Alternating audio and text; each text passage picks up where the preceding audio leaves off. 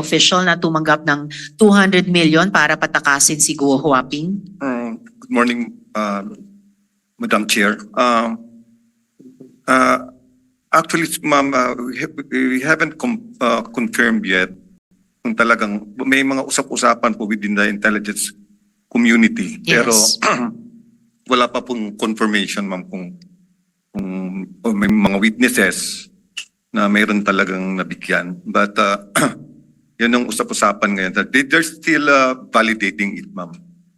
Ano pa po yung usap-usapan bukod sa general detail na yon na 200M to a high BI official? Meron pa bang ibang mga di umanong sinuhulan? Meron pa bang additional amounts na pinag-uusapan?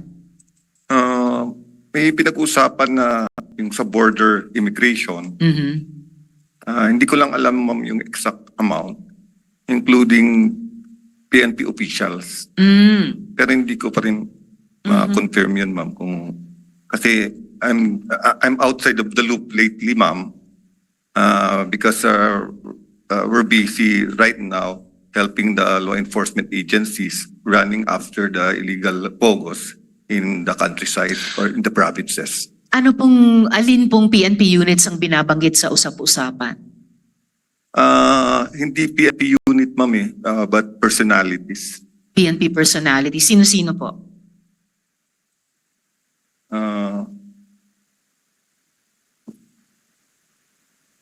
I think it was mentioned the former chief PNP. Which one?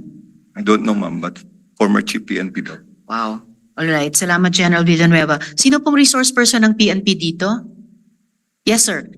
General Takaka. So we've heard a few of the agencies so far saying nagkukondukta po sila ng internal investigation sa kanila ring mga hanay.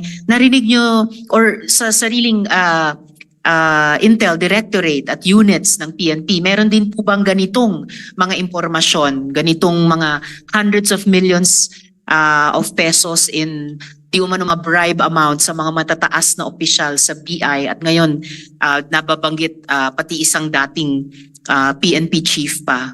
Sa inyo pong investigasyon, ano pong lumalabas, General? Good afternoon, Madam Chair. For the part po ng PNP, so far po wala po kaming report with regards po kung may mga nasuhulan na PNP personnel. But despite of that po ay yung aming pong intelligence community ay tuloy-tuloy po ang kanilang pag-coordinate sa ibang agencies para malaman kung may mga PNP personnel na involved, then we will file the necessary case po kung may mga evidence po kaming makukuha, Your Honor. General, I'm almost disappointed. Dahil sa isang naunang hearing, kayo ang naunang institusyon na nakaalam na nakatakas na sa bansa si Guo Huaping. Kayo lang yung nagsabi, August 14 pa alam nyo na. At August 15 sinabihan nyo ang BI. Whereas all the other agencies then said August 19 lang daw nila nalaman nung nagmanifestation ako na parang sa Senado pa umaasa ng Intel ang ating Intel agencies. I cannot believe it and I don't want to believe it. Kasi pag ganun talaga ang state of Intel natin, kawawa tayo sa mga susunod na panahon. So sir, earlier, the PNP resource person in an earlier hearing also said, may internal investigation kayong ginagawa. Wala pa bang bunga yun? Especially about a very important issue like corruption of high officials within the organization. Yes, ma'am, yung report sa amin na nakatakas si Alice po is coming from the Interpol po, ma'am. So yun po yung naging information po namin coming from the Interpol po na nakuha po natin. So, then yung sa mga allegations po na is ongoing naman po, ma'am, yung aming investigation. Yes sir, pero more than a month ago na po yung August 14 na input ng Interpol.